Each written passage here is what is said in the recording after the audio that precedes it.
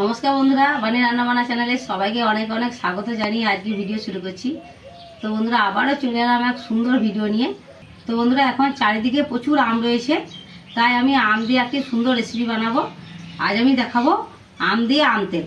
তো বন্ধুরা আমি এখানে কয়েকটা আম নিয়েছি, এটাকে আগে ভালোভাবে ধুয়ে পরিষ্কার করে ধুয়ে নিয়েছি, ধুয়ে জলটাকে ভালো করে মুছিয়ে নিয়েছি। এবার আমগুলোকে আমি কেটে নেব। তো বন্ধুরা আমি খোসাটা ছাড়াবো না, আম তেল করতে গেলে আমের খোসাটা ছাড়ানোর দরকার নেই। আমটা শক্ত হয়ে গেছে।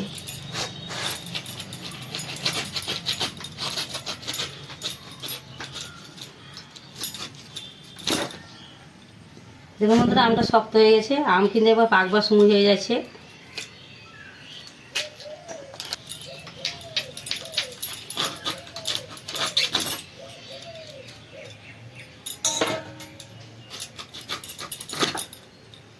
আমটাকে আমি এইভাবে কেটে নেব।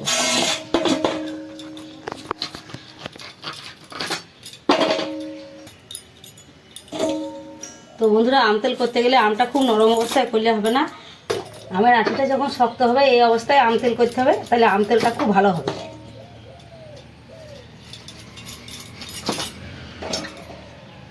এইভাবে আমি সব আমগুলোকে কেটে নেব। দেখুন বন্ধুরা আমগুলো সব কেটে নিয়েছি। এবার আমটার মধ্যে লবণ আর হলুদ মাখিয়ে নেব। দিয়ে দিচ্ছি লবণ,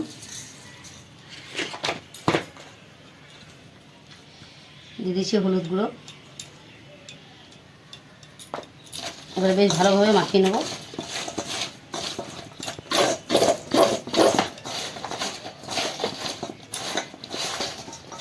লবণ হলুদ দিয়ে পরে আমি খুব ভালোভাবে মাখিয়ে নিয়েছি। লবণ দেওয়ার পরে কিন্তু আমের মধ্যে একটি জল বেরিয়ে যাবে। এভাবে বেশ কিছুক্ষণ ধরে মাখিয়ে নেব। তারপর একটা চালুনি নিয়েছি, চালুনিতে আমগুলো দিয়ে আমি রোদে শুকিয়ে নেব।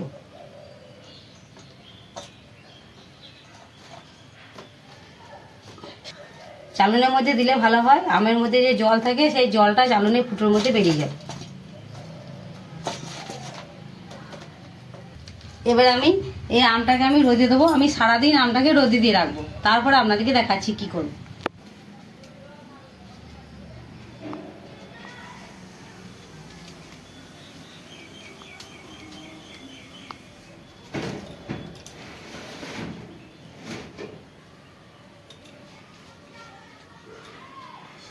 আমটা সারাদিন রোদে শুকাক, তারপরে ফিরে আসছি।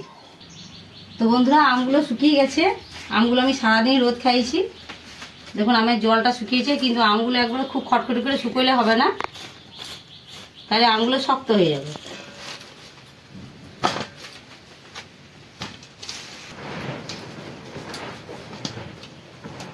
আমি এখানে আচারে দেওয়ার জন্য কিছু মশলা করে নেব, তার জন্য আমি উনুনটাকে ধরিয়ে নিচ্ছি।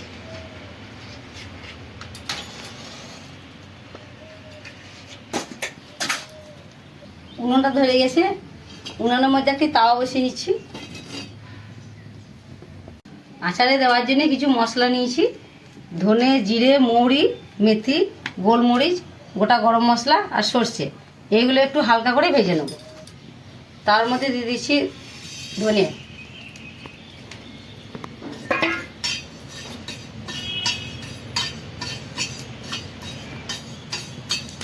এগুলো সব মশলা একসাথে ভাজবো না, একটা একটু করে ভাজবো।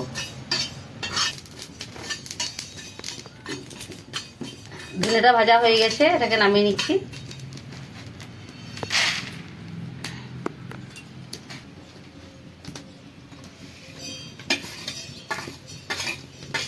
জিরাটাকে ভেজে নেব। এইভাবে সব মশলাগুলোকে ভেজে নেব।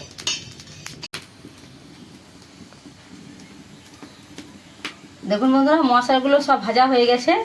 এবার আচারে দেওয়ার জন্য কিছুটা তেল আমি গরম করে নেব। বাটির মধ্যে তেল নিয়েছি, তেলটা তাওয়ার মধ্যে বসিয়ে দিচ্ছি। এদিকে মশলাগুলো সব আমি মিক্সিতে পেস্ট করে নেব। দেখুন বন্ধুরা মশলাটা পেস্ট করে নিয়েছি। মশলাটাকে আমি গুঁড়ো করে নিয়েছি, তবে এটা খুব মিহি গুঁড়ো করলে হবে না, একটু দানা দানা থাকলে ভালো হবে, তেল আমটা খুব ভালো হবে। এটাকে ঢেলে নিচ্ছি।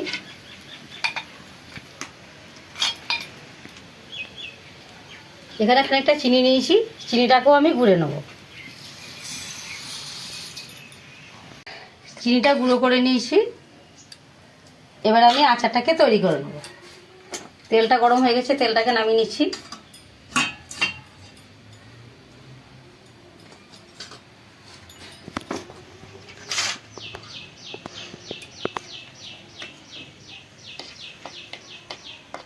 মশলাগুলো দিয়ে দিচ্ছি।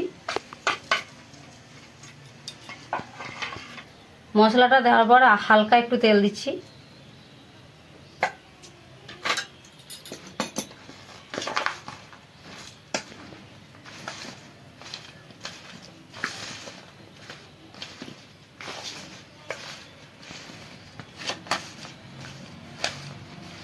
অল্প একটু তেল দিয়েছি, নিয়ে এইভাবে হালকা করে মাখিয়ে নেব। এবারে যে চিনিটা গুঁড়িয়েছিলাম চিনিটা দিয়ে দিচ্ছি। চিনিটা আপনারা পছন্দ মতো দেবেন, যে যেমন মিষ্টি খাবেন।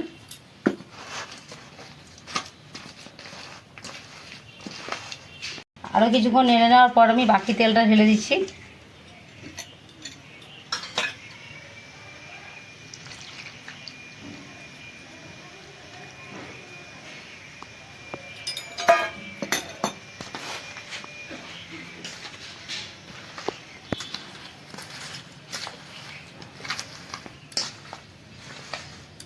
সব তেলটা দেওয়ার পর আমি বেশ ভালোভাবে এটাকে মাখিয়ে নিচ্ছি। এইভাবে বেশ ভালোভাবে ঘুরিয়ে ঘুরিয়ে মাখিয়ে নিতে হবে। এবারে দিয়ে দিচ্ছি তেজপাতা আর কয়েকটা শুকনো লঙ্কা। ঝালটাও আপনারা পছন্দ মতো দেবেন, যে যেরকম খাবেন।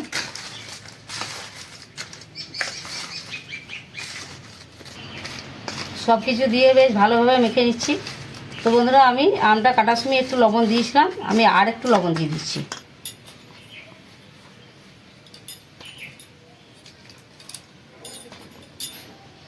আর দিয়ে দিচ্ছি হাফ কাপ মতো ভিনেগার। তো বন্ধুরা, তেলটা কিন্তু হালকা গরম করে আচারে দেবেন, তাহলে আচারটা খুব ভালো থাকবে আর আমটা একটু নরম হয়ে যাবে তাড়াতাড়ি।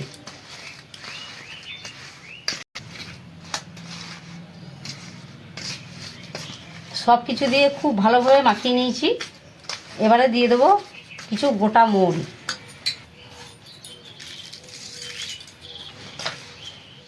তো বন্ধুরা, আমার আচারটা একদম তৈরি হয়ে গেছে।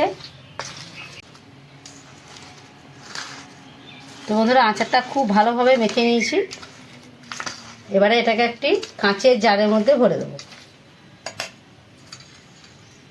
এখানে ঠিক পরিষ্কার কাঁচের জার নিয়েছি, জারের মধ্যে ভরে নিচ্ছি।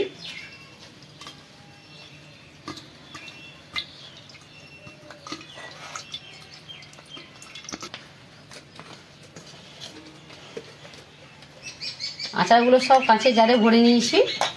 এবারে এটাকে 15 দিন একদম কড়া রোদে একই রকম রোদে দিতে হবে। তারপরে মাঝে মাঝে প্রায় 2 মাস 1 মাস পর পরও রোদে দিতে হবে। এটা 1 বছর একই রকম থেকে যাবে। তো বন্ধুরা, আপনারা এইভাবে অবশ্যই বাড়িতে আচার তৈরি করে দেখবেন, দারুণ লাগবে, খেতেও খুব ভালো। আচারের গন্ধটাও খুব দারুণ বেরিয়েছে। তো বন্ধুরা, আচারটা রোদে দেওয়ার সময় এখানে একটি পাতলা কাপড় বেঁধে দেবেন, তারপরে ঢাকনাটা ঢিল করে আচারটা রোদে দেবেন। তো বন্ধুরা, আজকে আচারের ভিডিও আপনাদের কেমন লাগলো অবশ্যই কমেন্টে জানাবেন। এই ধরনের নতুন নতুন রেসিপি দেখার জন্য বাড়ি রান্নাবান্না চ্যানেলটিকে অবশ্যই সাবস্ক্রাইব করে পাশে থাকবেন। আপনারা ভালো থাকুন, সুস্থ থাকুন। দেখা হচ্ছে পরের ভিডিওয়। ধন্যবাদ।